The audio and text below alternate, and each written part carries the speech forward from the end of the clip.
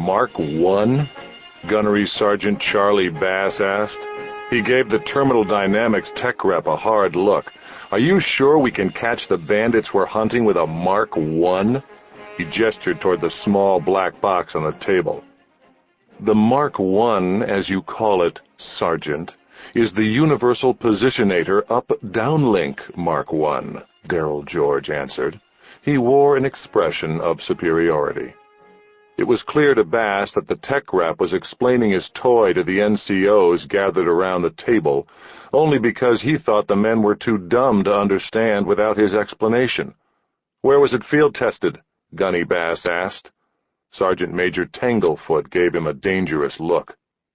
I'm glad you asked that, George said to the assembled first sergeants and company gunnery sergeants of 31st Fist. He smoothed his pencil-lined mustache with a chubby forefinger before proceeding. You have the right to know everything necessary about the testing of the equipment that your lives and the lives of your men might depend on.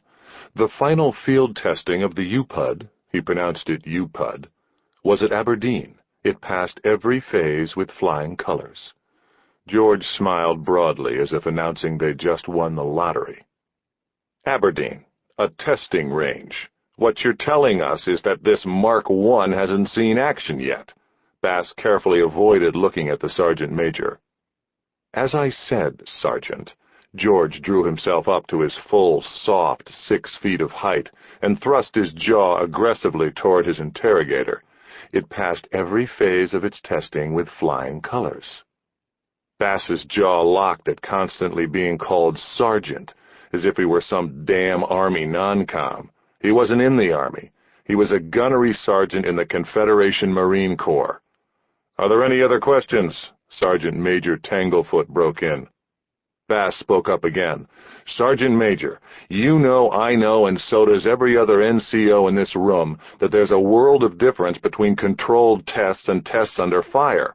We're on a combat operation here. This is no place to be testing unproven equipment. Everything in the Corps' inventory had a first time under fire, Sergeant Major Tanglefoot replied. His voice said his patience was running out. This is the first time for the UPUD. Bass winced. Right, Sergeant Major. He swallowed, knowing he was on thin ice arguing with Tanglefoot. It's just, I think we shouldn't use the Mark 1 without taking along the radios and locators that we know work, just in case this thing doesn't. In a voice that brooked no further discussion, the sergeant major said, Headquarters has directed we turn in all platoon and company radios, geo-position locators, and vector computers. Each company and platoon will be issued a UPUD to replace them. That's 1 piece of equipment to take the place of 3. Company gunnery sergeants, you will turn in the old and be issued the new, personally. First sergeants, you will see to it that they do. That is all. Do it. The 20 senior non-commissioned officers of the 31st Fleet Initial Strike Team's operational units rose and started filing out of the room. Charlie Bass knew when to shut up. This was one of those times. But Darrell George didn't know when to stop. He said to Bass, Sarge, don't worry. I personally guarantee you the UPUD Mark 1 will perform as advertised. Bass turned back and glared at George. And I personally guarantee you, if we lose 1 man because this thing doesn't work as advertised, you, personally, will pay for it. As you were, Bass, Sergeant Major Tanglefoot snapped.